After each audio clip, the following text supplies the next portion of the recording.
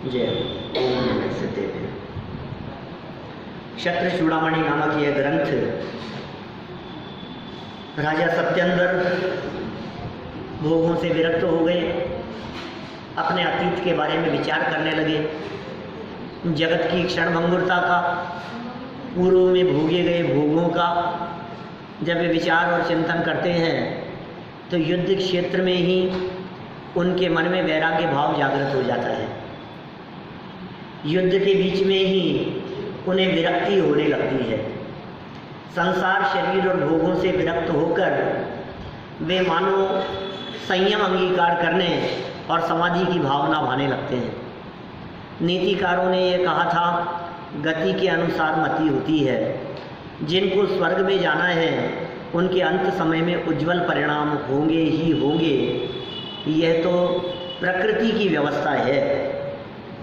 देखिए अब क्या कहते हैं आगे, भोग से संसार और त्याग से मोक्ष। बहुत सुंदर चर्चा है। त्याग धर्म की चर्चा, त्याग भावना की चर्चा कल हमने की है। आज तप की चर्चा की थी। ये त्याग की महिमा बतलाने वाले 2 श्लोक हैं। देखिए कितना पढ़ पाते हैं हम, कोशिश करेंगे।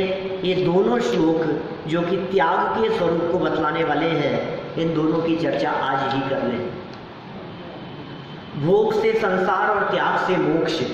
श्लोक बोलिए। अवश्यम यदि नश्यन्ति स्थित्वापि विषयाश्रयं स्वयं त्याज्यास्तथा हि स्यात् मुक्तिः संसृतिरन्यथा।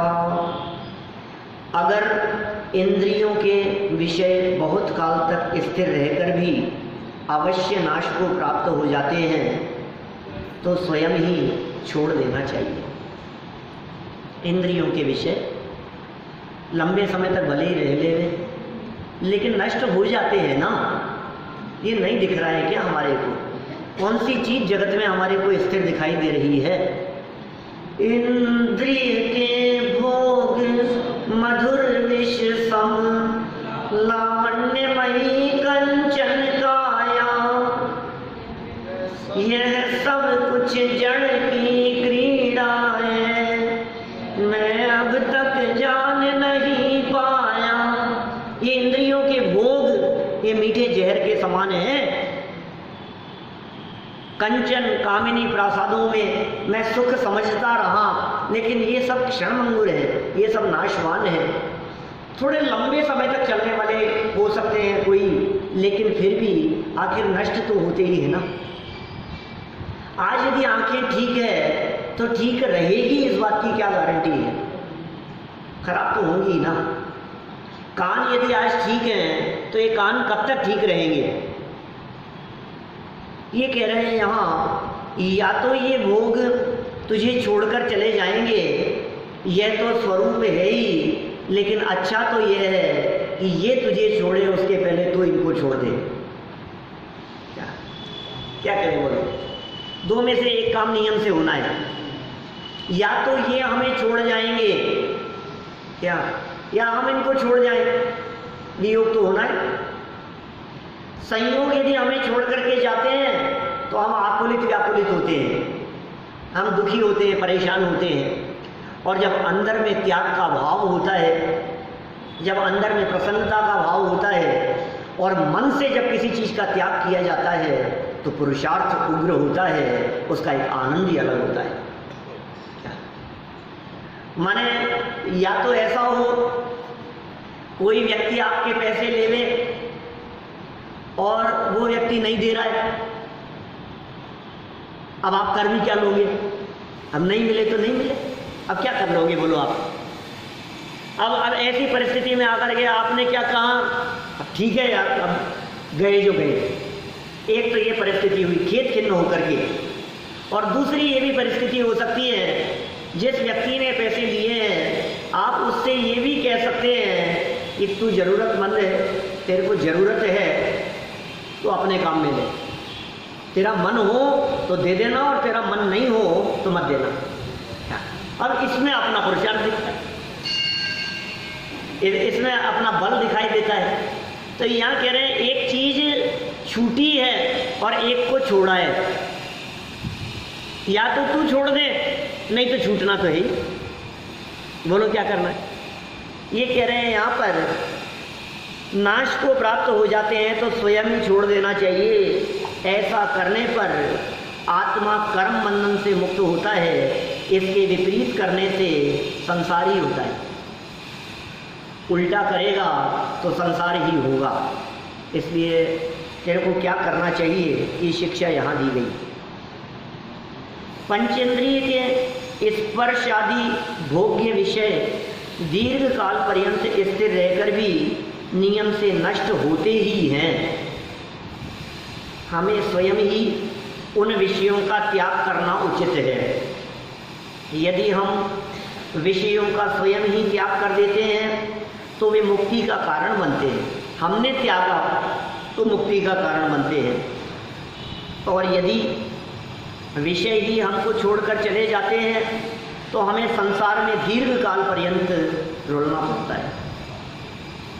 क्या करना है भैया? छूटेगा या छोड़ेंगे? हैं? भावना तो छोड़ने की रखो, क्या भावना तो ये रखो कि छोड़ेंगे भाई। ये कहाँ लेकर के जाएंगे साथ में? भोगने की सामर्थ्य नहीं है, साथ में ले जाने की व्यवस्था नहीं है, लेकिन फिर भी आसक्ति घटती नहीं है। ऐसा ही स्वरूप है, आसक्ति बढ़ती ही चली जाती है। आयु गले मन ना गले, योगसार की गाथा है। योगेंद्र देव कहते हैं योगसार में, आयु गले मन ना गले आशा जीव की, मोह स्फुरे हित न स्फुरे, यह दुर्गति इस जीव की। मोह ही आवी होता हुआ दिखाई देता है, माने मौत सामने दिखाई दे रही है लेकिन आसक्ति टूटती नहीं है। मैं बहुत दावे के साथ में कह सकता हूँ, पहले भी आप लोगों के बीच में कई बार कही है ये बात, जितना धन, जितनी संपत्ति, जितना वैभव आपके पास में है, एफडीओ की बात कर लो, मरेंगे तो कम नहीं होगी, ज़्यादा ही होगी। मरने तक ये कम नहीं होगी साहब आपकी संपत्ति। आप उसे खर्च नहीं कर पाएंगे, आप उसे भोग नहीं पाएंगे, आप छोड़ के ही जाएंगे। ये प्रवृत्ति है, ये मानव की प्रवृत्ति है इसी तरह की। ये जोड़ता रहता है, जोड़ता रहता है, जोड़ता रहता है। उसे भोगने और खर्च करने का तो इसको लगता है नहीं, कम नहीं होनी चाहिए, कम नहीं होनी चाहिए।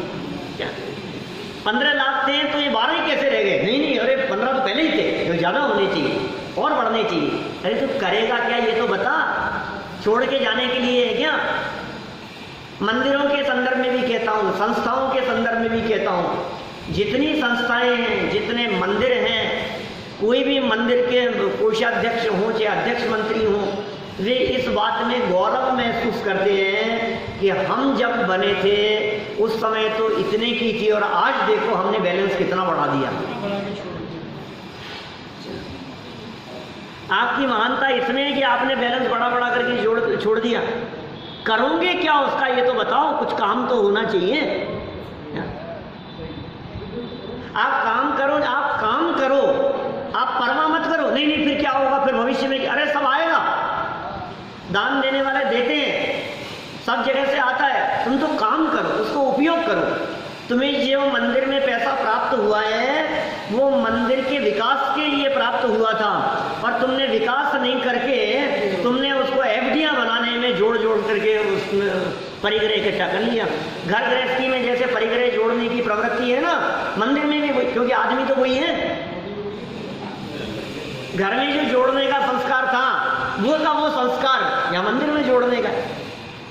मैं बर्बाद करने की नहीं कहता हूं, लेकिन सदुपयोग तो होना चाहिए उसका। न तो सदुपयोग करता है, न दान देता है, न भोगता है, फिर क्या होता है, छोड़ करके चला जाता है, जहाँ का तहाँ पड़ा रहता है, आसक्ति और लेकर के चला जाता है। और बहु आरंभ परिग्रह नारकस्य आयुष्य है, ये उमा स्वामी आचार्य का वचन है तत्वार्थ सूत्र का। बहुत आरंभ और बहुत परिग्रह रखने का परिणाम भाव ये नरक आयु के आश्रम का कारण है। देखो क्या कहा है इन्होंने, पंचेंद्रिय के स्पर्श आदि भोग्य विषय दीर्घ काल पर्यंत स्थिर रहकर भी नियम से नष्ट होते ही हैं। हमें स्वयं ही उन विषयों का त्याग करना उचित है। यदि हम विषयों का स्वयं ही त्याग कर देते हैं तो वे मुक्ति का कारण बनते हैं, और यदि विषय ही हमको छोड़कर चले जाते हैं तो हमें संसार में दीर्घ काल पर्यंत रुलना पड़ता है। देखो विशेषार्थ, पंचेंद्रिय के विषयों को छोड़ना ही अपने निज शुद्धात्मा को ग्रहण करना है। मैंने कहा ना, उसको छोड़ा तो कुछ पकड़ेगा। अभी त्याग सब धर्म की चर्चा करते हुए कही थी ना बात मैंने, आपने छोड़ा और पकड़ा नहीं तो फिर इसका मतलब कहीं ना कहीं गड़बड़ी है। योग्य चीज को पकड़ेगा तो अयोग्य चीज छूटेगी। अवलंबन चाहिए इसको। बाहर से छूटा और स्वभाव को पकड़ा, क्योंकि त्याग नियम से ग्रहण पूर्वक ही होता है। लो, नियम ने बता दिया, ग्रहण पूर्वक त्याग होता है। आपने इसको छोड़ा तो आपने क्या ग्रहण किया? निज शुद्धात्मा का ग्रहण करना, अर्थात सम्यक दर्शन आदि मोक्ष मार्ग का प्रकट करना ही है क्या? त्याग। बाहर में छोड़ा तो अंदर में शुद्धात्मा का ग्रहण किया। मोक्ष मार्ग से अवश्य ही मोक्ष प्राप्त होता है। जो जीव मोक्ष मार्ग प्रकट नहीं करता वह जीव विषय कषायों में मग्न रहकर अपना संसार बढ़ाता हुआ दुखी होता है। दो ऑप्शन है आपके पास में, या तो संसार मार्ग या मोक्ष मार्ग। संसार मार्ग नियम से दुख स्वरूप है और मोक्ष मार्ग 100% सुख की गारंटी है। चॉइस आपकी है, क्या करना है, किधर जाना है। पढ़ो त्याग की महिमा। महिमा बतलाते हैं त्याग की क्या विशेष महिमा है। त्यज्यते रज्यमानेन राज्येनान्येन भाजनः, भज्यते त्यज्यमानेन त्यागो वस्तु विवेकिनाम, तत्यागो वस्तु विवेकिनाम। क्या कह रहे हैं? मनुष्य, नीतिकारों की चर्चा है, मनुष्य जिस राज्य या अन्य वस्तु पर रीझता है वह वस्तु उसे छोड़ देती है। पूजन की कोई लाइन याद आ रही है आपको? जग में जिसको निज कहता मैं, वह छोड़ मुझे चल देता है। मैं आकुल व्याकुल हो लेता, व्याकुल का फल व्याकुलता है। रोजाना पूजन करने वालों से कहना चाहता हूँ, आप यदि देवशास्त्र गुरु की पूजन रोजाना करते हैं, बदल बदल के किया करो। क्या समाज में ऐसा देखा जाता है, जो जो पूजा करता है ना रोजाना, वो वही पूजा करता है। क्या वह ये पूजा हम करते हैं तो यही करते हैं। सुनो तो सही भाई, देवशास्त्र गुरु की पूजाएं और भी हैं। दूसरी पूजा करो, उसके अगले दिन दूसरी करो, उसके अगले दिन दूसरी करो, बदल बदल करके करो, जिससे उन पूजाओं का मर्म, उन पूजाओं का भाव और उन पूजाओं का रहस्य वो आपके ख्याल में आ सके। 2 4 5 7 तो पूजाएं, 10 पूजाएं छापी है हमने देवशास्त्र गुरु वाली, नित्य नवीन पूजन संग्रह में। तो मेरा कहने का मतलब ये है, ये पूजा की लाइनें हैं, आपके दिलो दिमाग में गूंजेगी तो आपको पता लगेगा क्या वस्तु स्वरूप है। ये बतला रहे हैं यहाँ पर, जग में जिसको निज कहता मैं, वह छोड़ मुझे चल देता है। जग में जिसको अपना कहता था, ये मेरे अपने, ये मेरा है, ये तो मेरी बहुत अच्छी चीज है, ये पेन तो बहुत अच्छा है, क्या होगा? टूट जाएगा बेटा, खराब हो जाएगा, चलेगा नहीं ज़्यादा समय तक। जिस चीज के प्रति आपकी विशेष आसक्ति दिखाई देती है, आप पहले ही इस बात को समझ लीजिए, ये चीज छोड़ करके चली जाएगी, या तो वो चीज छोड़ के चली जाएगी या उसे हम छोड़ के चले जाएंगे। दो में से एक काम तो होगा ही। जिस व्यक्ति ने पहले से यह समझ लिया कि ये वस्तु नाशवान है, ये वस्तु क्षणभंगुर है, ये परमानेंट नहीं है, तो फिर उसके वो तकलीफ का कारण नहीं बनता। समस्या ये है कि वस्तु तो है टेम्परेरी और बनाना चाहता है परमानेंट, और वो परमानेंट बनती नहीं है, तो ये पीड़ित होता रहता है। ये क्या हो गया, ऐसा क्यों हो गया, ये क्यों हो गया? आपको यदि पहले से ही पता है चेहरे पर झुर्रियाँ पड़ेगी, काला पड़ जाएगा, दांत निकल जाएंगे, आपको पहले से ही पता है वृद्धावस्था का ये स्वरूप, तो मुझे बतलाइए जब ये पोजीशन आएगी तो आप जान लेंगे कि हाँ हमें तो पहले ही पता था, ऐसा ही होना था, अभी तो होगा ही और कब तक टिकेगा। तो आप पीड़ित नहीं होंगे। नहीं तो क्या होगा, अरे राम ये क्या हो गया, ये क्या हो गया, ये ऐसा क्यों हो गया, ये तो नहीं होना चाहिए था। ये कह रहे हैं भैया जगत का स्वरूप देख, क्या कह रहे हैं, ये मनुष्य जिस राज्य पर, जिस वस्तु पर रीझता है वह वस्तु उसे छोड़ देती है, ये स्वरूप है जगत का। तथा जिस वस्तु को त्यागता है वह वस्तु उस मनुष्य को उपलब्ध होती है। ये जगत का स्वरूप ऐसा ही है, जिसको त्यागते हो क्या वो मिलती है। आप जिसके पीछे भागेंगे ना वो आपसे दूर भागेगी, और आप यदि अपने रास्ते चलेंगे तो वो आपके पीछे पीछे चलेंगे। अब देख लो आप, ऐसा स्वरूप है। इसके लिए उदाहरण देते हैं परछाई का। आप परछाई के पीछे पीछे भागते रहो पकड़ने के लिए, अपनी परछाई को पकड़ने के लिए, वो परछाई आपसे आगे आगे भागती जाएगी। हाँ, लेकिन आपने यदि उससे मुख मोड़ लिया परछाई से तो वो आपका पीछा करेगी। ये ऐसा स्वरूप है, आपके आसक्ति का परिणाम, उससे वो वस्तु दूर भागती है। और आपने कहा कि ठीक है छोड़ा, क्या क्या करना है, आपके मन में त्याग का भाव है, आपके मन में छोड़ने का भाव है, आपके मन में विरक्ति का भाव है, ऐसा पुण्य बनता है, वो आपके चरणों की दासी बनती है, वो लक्ष्मी, वो संपत्ति, वो वैभव वो चरणों में आकर के पड़ता है। ये त्याग की महिमा बतला रहे हैं यहाँ। इसलिए विचारवान पुरुषों को जिसे उपलब्ध माने प्राप्त करना हो उससे राग कम करना चाहिए। क्या विवेकवान और समझदार पुरुषों को क्या कह रहे हैं, राग कम करना चाहिए। हमारा राग कम नहीं होता है, और राग कम नहीं होता है इसलिए दूर भागते रहते हैं। अब क्या करें, आप नज़दीक लाना चाहते हो दूर भागता है। क्या अब एक काम करो, आप दूर होने का प्रयास करो, तो अब फिर देखो आप धन के प्रति एक बार आसक्ति का त्याग करके देखो, वो आपके चरणों में आएगी, उनके चरणों में आती है। क्या जग को दे दी जग की निधियाँ, ऐसे जो हमारे महामुनिराज हैं, ऐसी कर्म प्रकृतियां बनती है। इंद्र पद मिल गया, चक्रवर्ती पद मिल गया, ये किनको मिलता है, ये त्यागी तपस्वियों को मिलता है। इधर त्याग करते हैं और उधर आगे तैयार। देखो आगे की आकांक्षा रख करके त्याग करने की बात नहीं कह रहा हूं, लेकिन मैं हाँ सरल अर्थ पढ़ते हैं नीचे। राज्य, वैभव, स्त्री, पुत्रादिक इष्ट पदार्थ मनुष्य को चाहने मात्र से प्राप्त नहीं होते।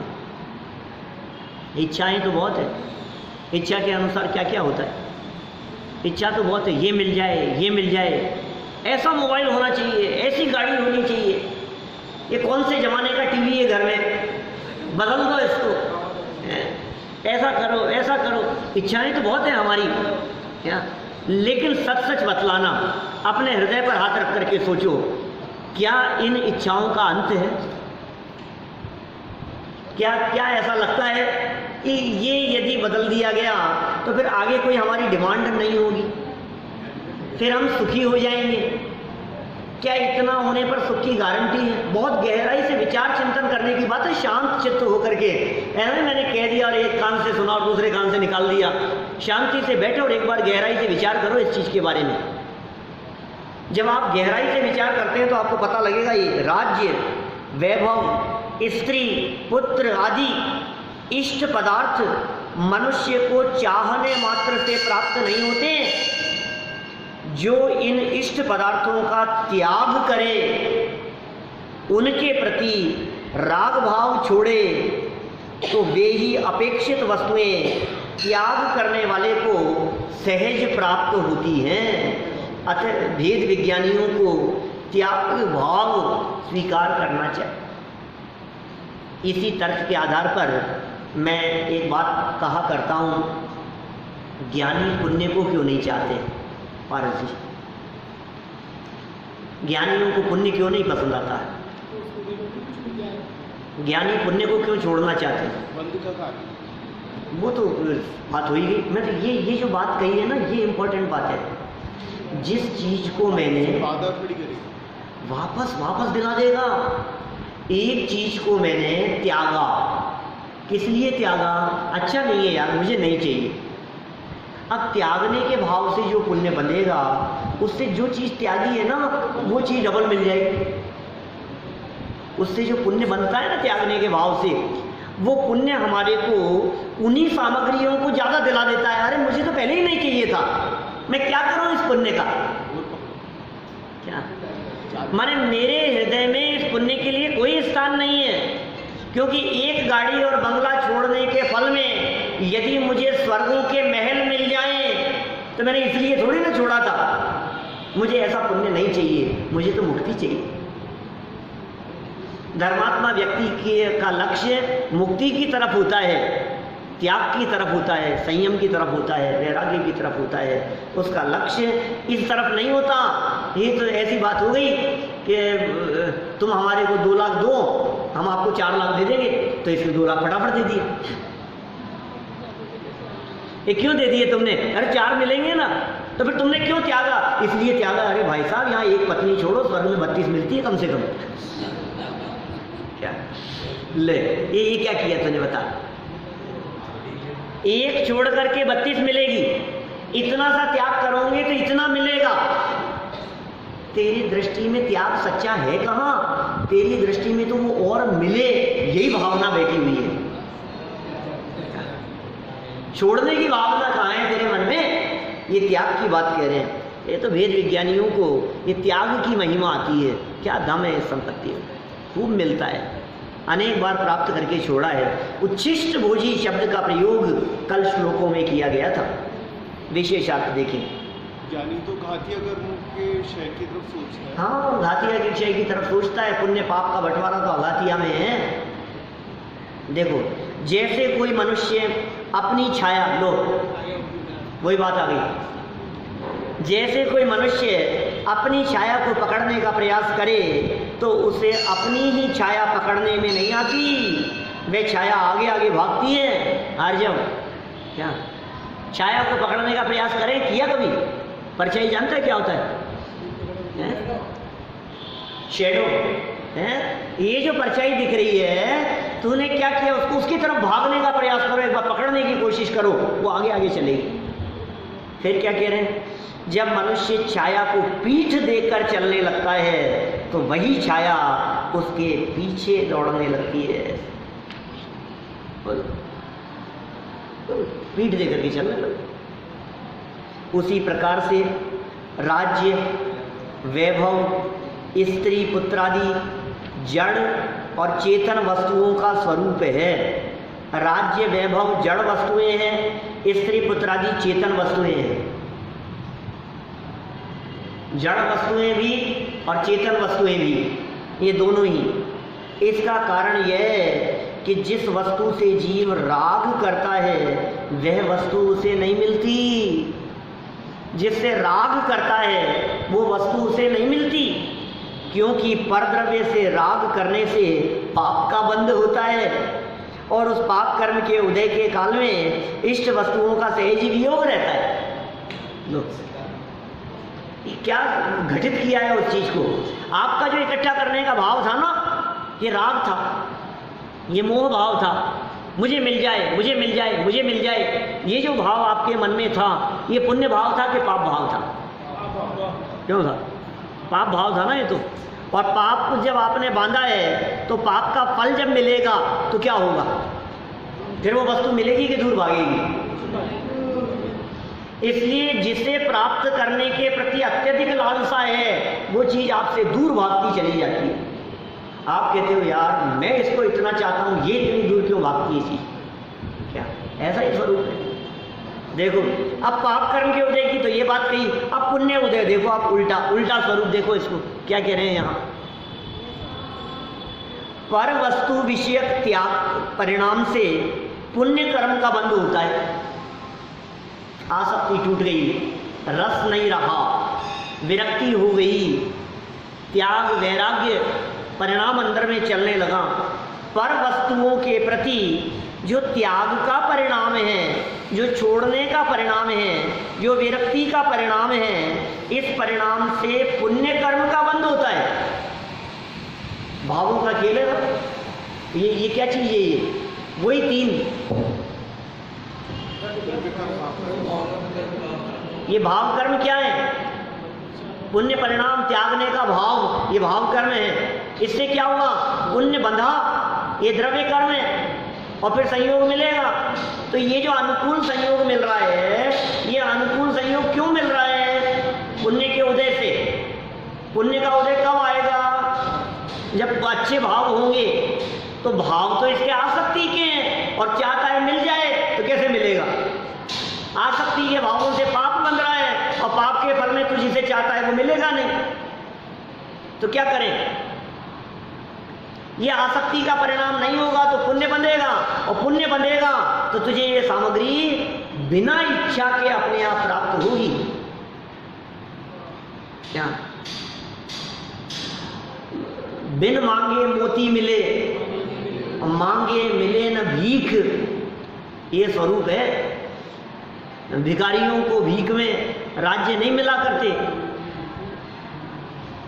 जो व्यक्ति तुमसे आकर के मांगता है ना रेड लाइट पर, तुम उसे 2-5 रुपए से ज्यादा नहीं देते। कदाचित खुले नहीं हो और सिक्का 10 का निकल जाए तो 10 दे दो, इससे ज्यादा नहीं दे सकते आप उसको, क्योंकि वो मांग रहा है। और आपके घर में आए कोई और उन्हें आप कर रहे हैं विदा, क्या? तो आप जेब में खुले सिक्के नहीं तलाशते? क्या क्या कह रहे हो? समझ में आ रही है बात आपको? जो मना करता है ना, अरे नहीं नहीं साहब मैं तो नहीं दूंगा, नहीं आपको लेना ही पड़ेगा। क्या क्या हो रहा है? जो व्यक्ति ये कह रहा है मुझे नहीं चाहिए, क्या भैया दामाद जी आपके आएंगे थोड़े दिन में, थोड़े समय में। जो मना करते हैं उनको आप देते हो, और जो मांगता है उसको आप देते नहीं। ये स्वरूप है। ये बात यहां सिखा रहे हैं आपको। क्या हुआ? पर वस्तु विषयक जो त्याग का परिणाम था, उस परिणाम से पुण्य कर्म का बंध होता है। एक कर्म सिद्धांत समझा रहे हैं आपको, उससे पुण्य का बंध होता है। और उस पुण्य कर्म के उदय काल में इष्ट वस्तुओं का स्वयमेव संयोग होता है, मांगना नहीं पड़ता, भीख नहीं मांगनी पड़ती, कहना नहीं पड़ता, बोलना नहीं पड़ता, अपने आप होता है। इसलिए कभी कभी ऐसा भी कहते हैं कि अपने मुंह से यदि आपने कोई चीज मांग ली तो आप अपना पुण्य क्षीण कर रहे हो। क्या? मत मांगो आप भरोसा रखो अपने उदय पर। आप देखो, आपके यदि उदय अनुसार मिलने का योग होगा ना, तो सामने वाला रोक नहीं सकता, वो मिलेगी ही आपको। और यदि मिलने का योग नहीं है तो तुम कितना भी मांगते रहो, मिलने वाली नहीं। बोलो क्या करना है? पापोदय में चाह व्यर्थ है, नहीं चाहने पर भी हो। पुण्योदय में चाह व्यर्थ है, सहजपने मन वांछित हो। बोलो, 2 उदय की बात कह दी हमने। पाप के उदय में आपकी इच्छाएं, आपकी चाह व्यर्थ है। क्यों? तो नहीं चाह करके भी काम तो होगा जो होगा ही होगा। बोलो, पाप का उदय तुम्हारी इच्छा से क्या होगा? और पुण्य के उदय में तो इच्छा करें ना, चाह व्यर्थ है, सहजपने ही मनवांछित काम हो जाएगा। इसलिए चाह रखना, इच्छाएं रखना किसी भी रूप में अच्छा नहीं है। इच्छा निरोधस तप है, इच्छाओं को रोको। ये यहाँ सिखा रहे हैं भाई साहब, ये जीवन जीना सिखा रहे हैं। आर्ट ऑफ लिविंग है ये सारा जनागम। जैन शासन, जैन आचार्यों द्वारा लिखे गए ये ग्रंथ, ये सब जीवन जीने की कला सिखाते हैं हमारे को। जीवन कैसे जीना है हमारे को, कैसे सुख शांति और आनंद से जीवन जिया जाए, ये कला सिखा रहे हैं। तो क्या हुआ, क्या बात कह दी इन्होंने, पुण्य कर्म के उदय काल में, जब पुण्य कर्म के उदय का काल आता है तो इस काल में इष्ट वस्तुओं का स्वयमेव संयोग होता है, अपने आप इष्ट वस्तुएं मिल जाएगी जो आपको पसंद थी। ऐसा कारण कार्य संबंध जानकर विवेकी जीवों को त्याग भाव का अंगीकार करना चाहिए। इसलिए आसक्ति भाव छोड़ो और त्याग भाव अपनाओ कि साहब सब छुड़ा दोगे। क्या कर रहे हो आप? धन दौलत परिग्रह घर बार महल मकान सब कुछ छुड़ा दोगे कि सुनो तो सही, बाहर से छुड़ाएंगे और अंदर में पकड़ाएंगे, अंदर में जलाएंगे, अंदर में ज्ञान दर्शन चारित्र आदि गुण संपदा विराजमान है, और जो अपने गुणों पर रीझता है उसे बाहर की ये संपदा जाए तो जाए, हमें कोई फर्क नहीं पड़ता। चक्रवर्तित्व का वैभव भी किस बल पर आखिर वे छोड़ करके चले जाते हैं।